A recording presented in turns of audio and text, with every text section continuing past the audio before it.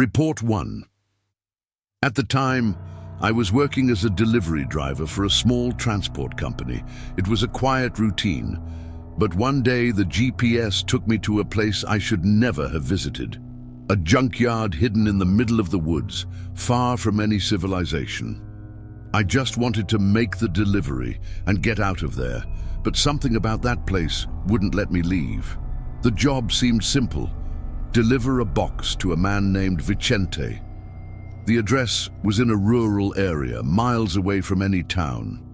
I set out in the late afternoon, and the trip was smooth until the GPS directed me onto a narrow dirt road. The trees formed a tunnel above me, blocking out the sunlight, and the path seemed to have been forgotten for years. After almost 40 minutes of driving on that deserted road, I arrived at the location. The junkyard was a chaotic heap of scrap. Old cars, rusty appliances, and piles of twisted metal. Everything was covered in a thick layer of dust and dirt. The place looked abandoned. There was a small wooden house in the center with broken windows and peeling paint. The wind made the metal sheets of the junkyard creak, creating a sound that sent chills down my spine. I didn't want to get out of the car, but I needed to finish the delivery. I got out of the car and called for Vicente, but no one answered. I walked up to the house and knocked on the door. Nothing. I looked around and saw that the place was completely empty, or at least it seemed to be. I decided to call the number on the delivery receipt. As soon as I dialed, I heard something strange. A phone ringing inside the house. It was a muffled ring coming from somewhere upstairs. I tried to convince myself it was just a coincidence. Maybe he had forgotten his cell phone at home, but as the sound of the ringing echoed through the empty house, something felt off. Very off. I was about to give up and head back to the car when I heard another sound. Something heavier. A metallic noise, as if someone had dropped a piece of metal.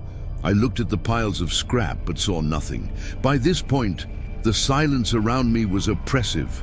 I decided to leave the box on the porch and get out of there.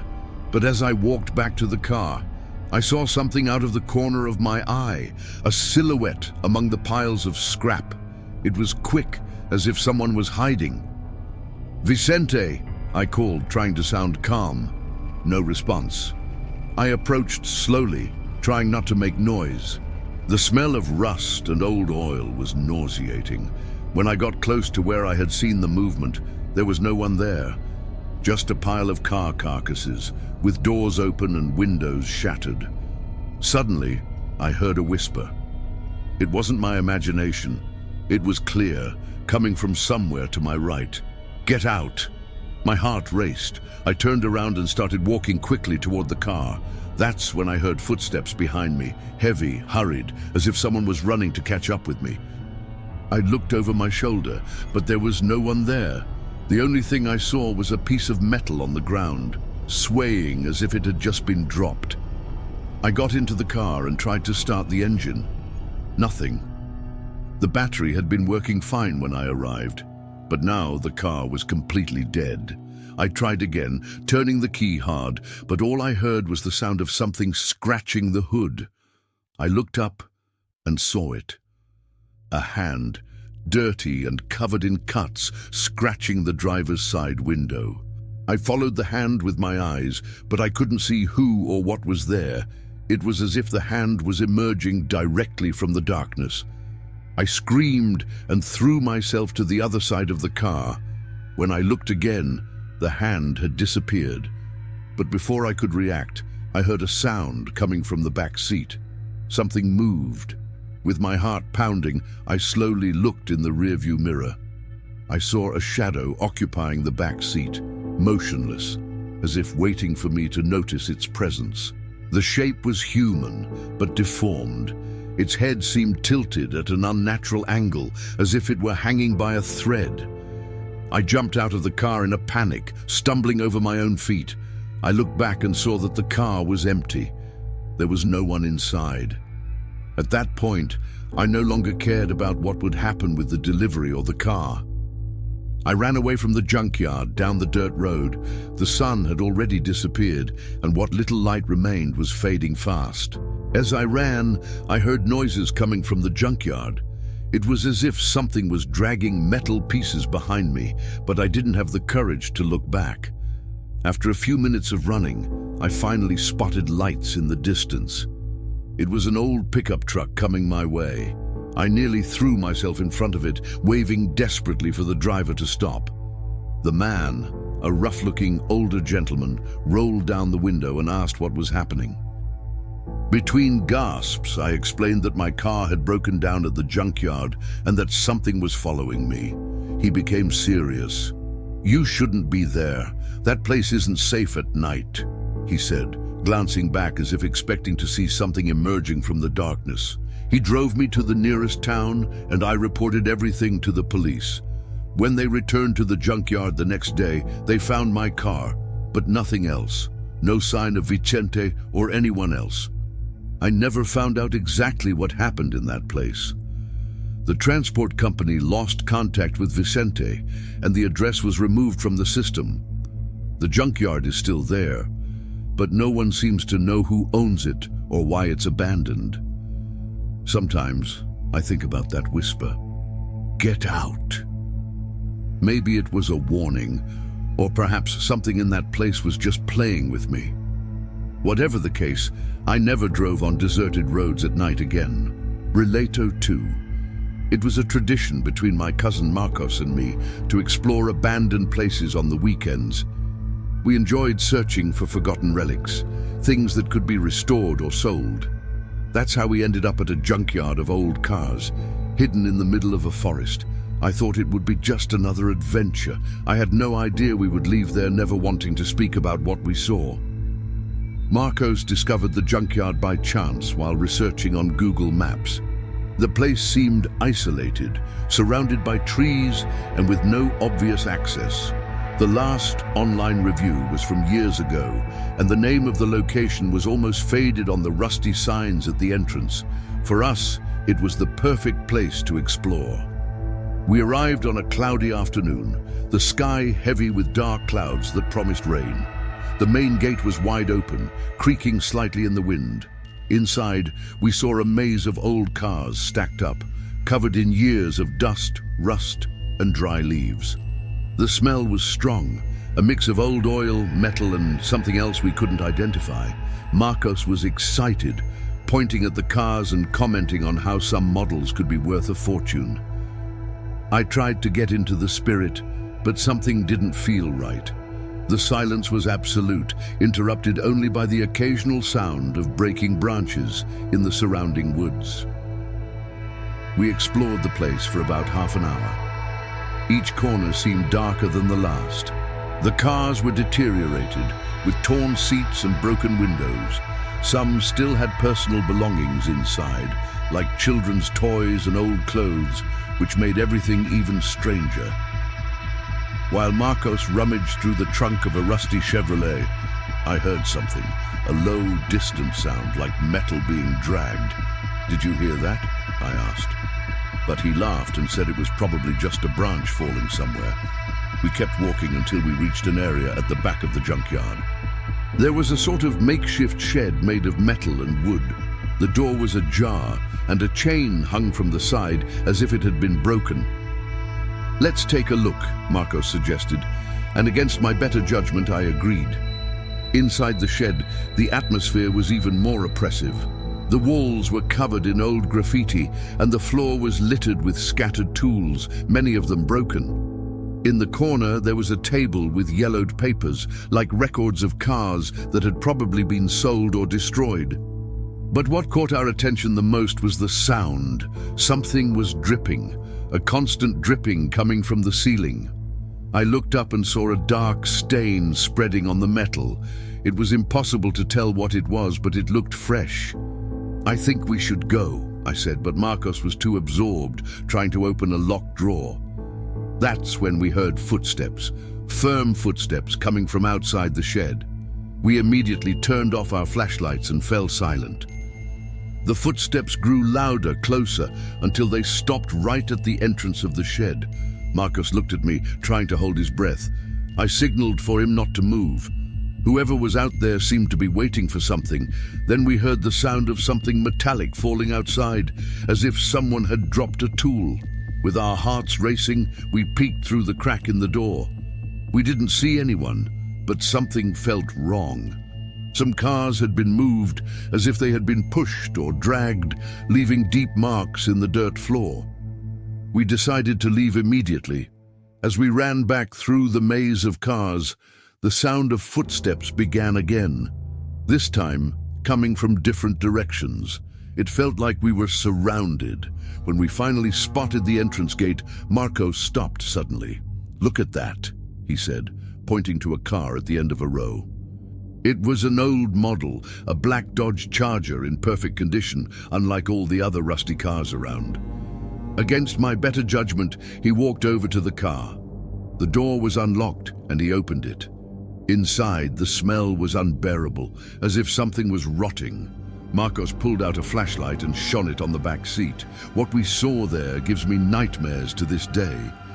There were handprints pressed into the leather in a dark shade, as if someone had pressed their hands down hard while something terrible was happening. The marks looked recent.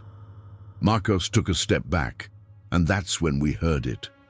A loud banging from the car's trunk, as if something was trapped inside. "Let's get out of here now," I shouted. But for some reason, he decided to open the trunk. As soon as he pulled the lever, the lid slowly lifted on its own, as if something inside was controlling it. There was nothing inside, just emptiness.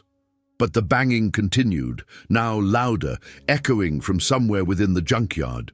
We ran as fast as we could, but the sound seemed to follow us, coming from all sides. We reached the gate, and as I passed through it, I looked back. There, in the middle of the junkyard, among the piles of cars, stood a figure. It was tall, thin, with slow, awkward movements. I couldn't see its face, but it was watching us. We jumped into the car and left without looking back. The entire way home, Marcos didn't say a word. When we finally got home, he looked at me and said, "That place shouldn't exist." We never went back.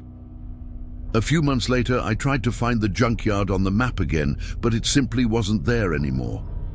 It was as if it had vanished.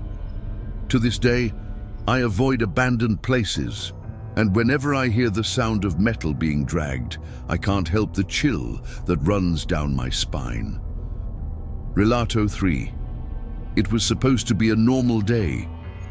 I was driving back home after visiting relatives in the countryside when my car started to sputter in the middle of a deserted road. In the distance, I spotted a junkyard surrounded by tall trees, like a mirage at the end of a forgotten road. It seemed like my only option. But as I entered that place, I realized that something was terribly wrong. The engine of my car began to make a strange noise before it simply stopped working. It was the middle of the afternoon, but the road was deserted. Without cell service, the only thing I saw was a rusty sign pointing to a junkyard about 500 meters from where I was. The place looked abandoned. The gate was crooked, hanging by one of its hinges, and inside there was a jumble of old cars, scattered parts, and piles of metal. There was no one in sight, but a small office with dirty windows and an ajar door suggested that someone might still be taking care of the place.